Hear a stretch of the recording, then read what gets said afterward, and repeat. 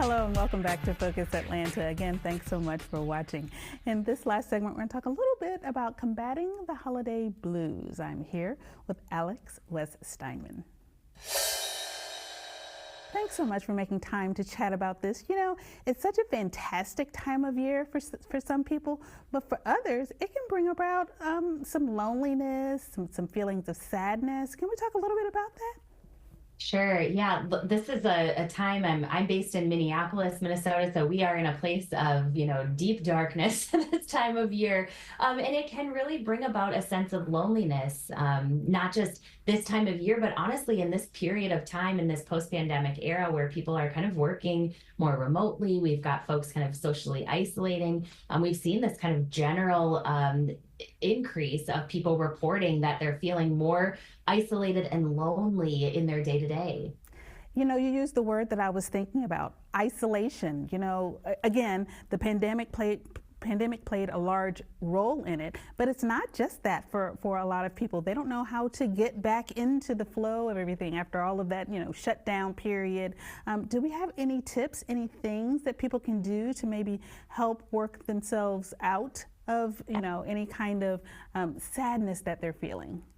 Absolutely. And I often think, like, before we go forward, I like to look back and, even before the pandemic, we were experiencing these spaces of social isolation. There's a study in 2015 called How We Gather, and it was all around how we've sometimes moved away from those more traditional places of gathering and connection, like churches and religious affiliations. We've seen a decrease of folks attending those places. Places like VFWs have kind of decreased in their memberships.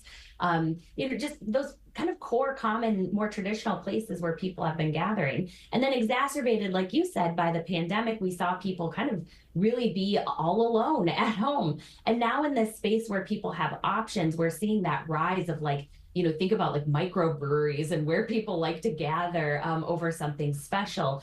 Those special interest groups, like maybe a hiking group or an outdoors group, and even gyms people are kind of going towards. And what we found is that a lot of folks are trying to turn to their workplaces for that place of gathering, because that is a space where, we spend the majority of our time during the day doing work. But if you're not in the office as much, or if your office isn't necessarily set up for connectivity, it's more set up for productivity and profitability, you might be lacking that type of connection. And a few ways to combat that might be looking at, what would a third space look like for you? Maybe a place where you can gather with your community. And we think of it from a co-working perspective. So that place where you can enter into a workplace, you're going to be with a diverse group of people from all different industries and backgrounds, but you're kind of gathering around a common either cause or mission or vision. And that's what we do at the Coven. We really design spaces for that sense of belonging. Oh my goodness. When you put it like that, it sounds kind of simple, right? It seems like, okay, we could do that. But in our heads, we make things a little bit more difficult. We make things a little harder for ourselves. So little tips, little ways for us to your point, open up our horizons are just really useful for us this time of year.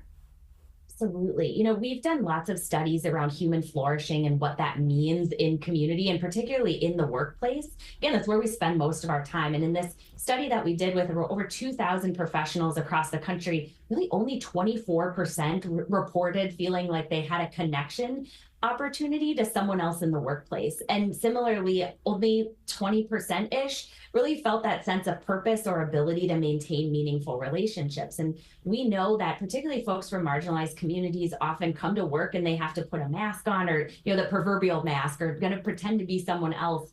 And imagine if we spent less time, energy, money on kind of pretending to be someone else, and we're able to show up as our whole selves, or whatever version of ourselves we want to that day. And our co-working space, we really think about, how do we do that across our network? And we do that through community building. We do that through really leaning into the community that we're in. So each space is really unique and representative of the cultures and community and art and music that is in that particular region. And that's really important to us, and I think important to our members, who report about 80% of them say that they've made a connection that has led to more economic success or a personal or professional connection. Oh my goodness. Well, then you can't get out of here then without giving us a website. We'd all love to learn more. Please tell us. Thanks so much. Well, you can check out more about the Coven at thecoven.com. We're expanding across the Midwest and the South and via franchising. And so we're looking for those community owners to be a part of building this network of spaces of belonging. Thank you so much for making time for us today and telling our viewers about it. Thank you so much for having me. I hope everyone is able to be connected in this more isolated time of year. Absolutely. It was a pleasure to meet you. Have a good day. Yeah, you too. All right, guys, we can do this. We can all, get out of our funk together. And sometimes it's just the right working space. Sometimes it's just, knowing the right information. So take the opportunity to go to the website, learn a little bit more. And thanks, guys, for tuning in to this week's episode of Focus Atlanta. I hope to see you next Sunday here on WUPA.